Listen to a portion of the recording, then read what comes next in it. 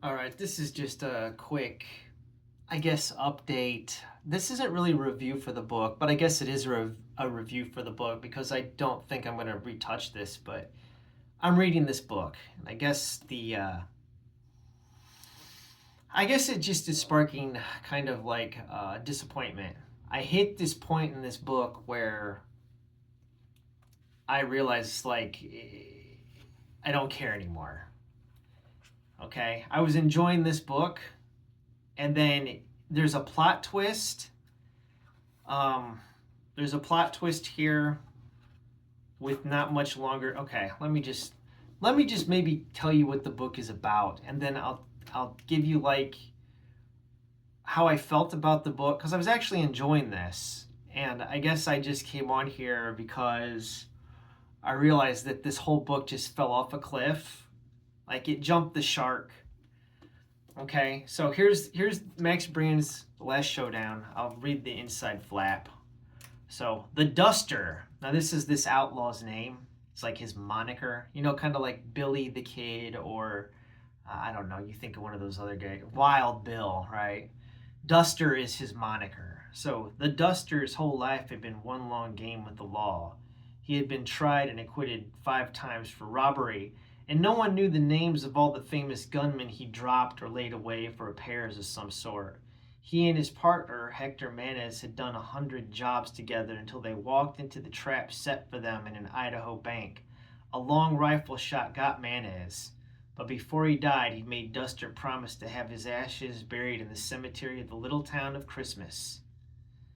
The town's name is Christmas, I guess because, I don't know, maybe it's because a miracle is taking place there, you know?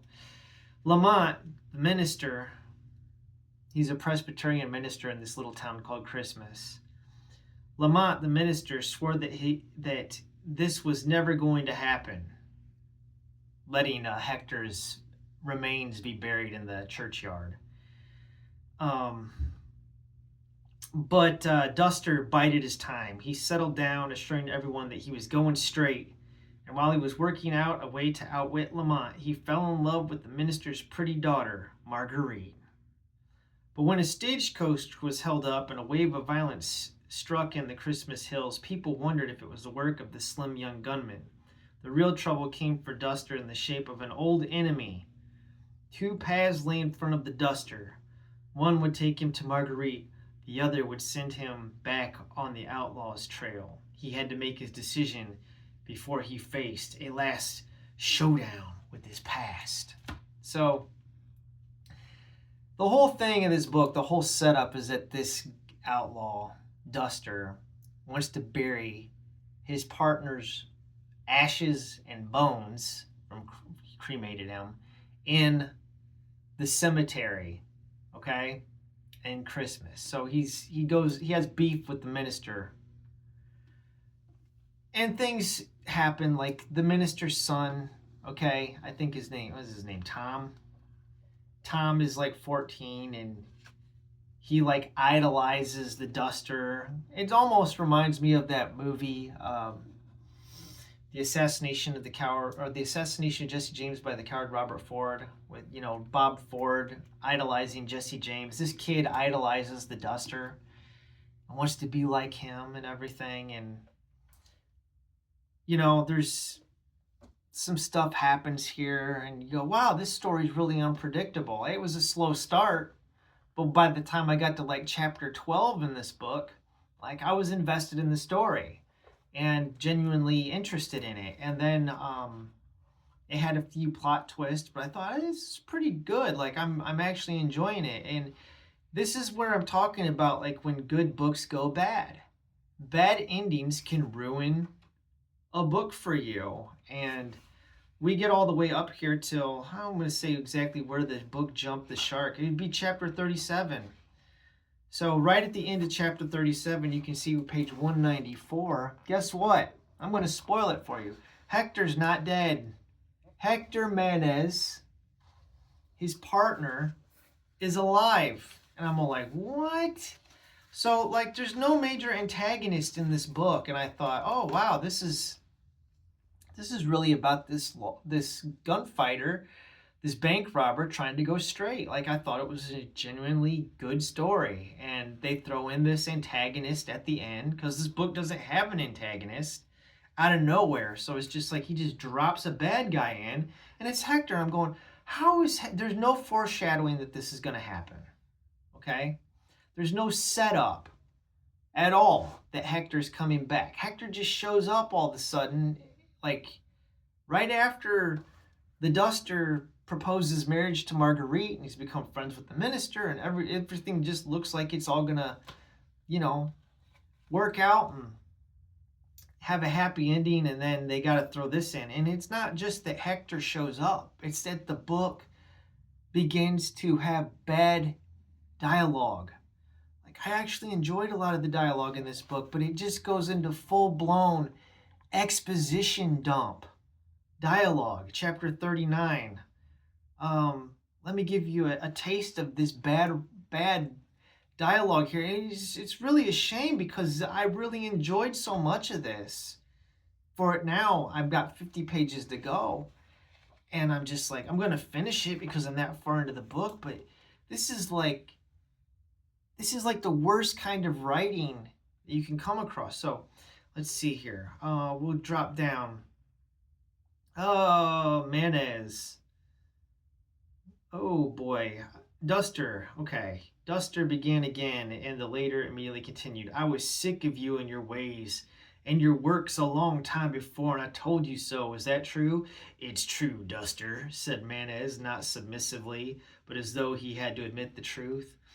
I would have broken with you then, said the Duster, but I didn't want to leave you in the lurch. They were cornering you. The whole country hated you like a plague.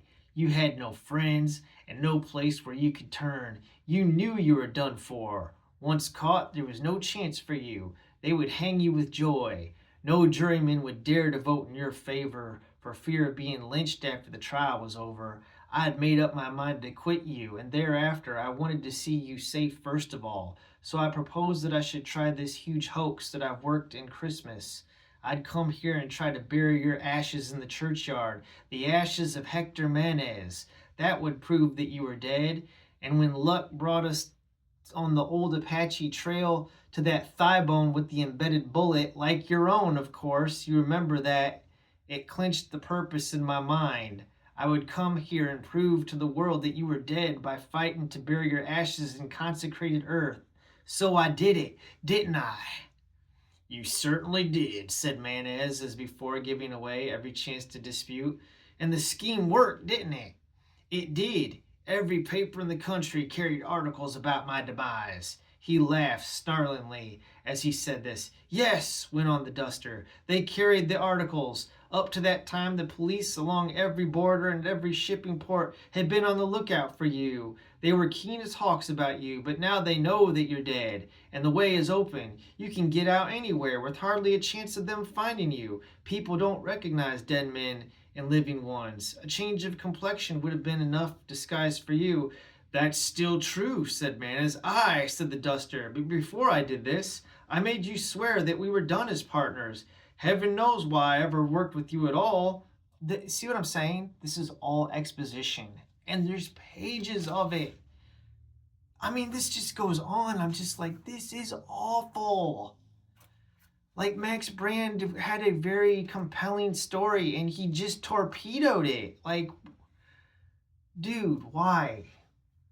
This almost feels like editor interference. Like some writer told him that he had to, you know what, your story's lacking an antagonist, you need to put that in there, and so he had to tack on this crappy ending.